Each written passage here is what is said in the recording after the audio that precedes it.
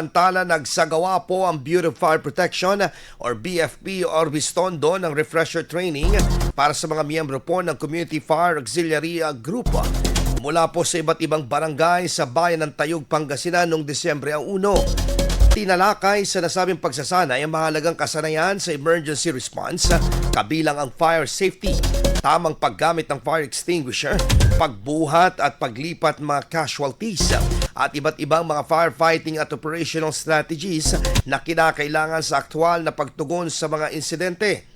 Ayon sa BFP, mahalagang papel ng mga volunteer responders sa komunidad upang matiyak ang mabilis, maayos at koordinadong pagresponde sa anumang sakuna at emerhensiya.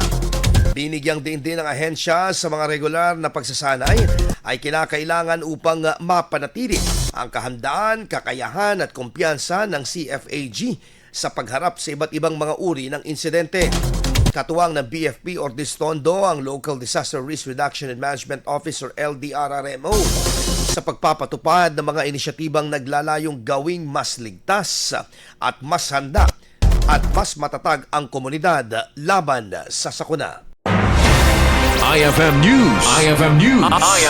IFM News.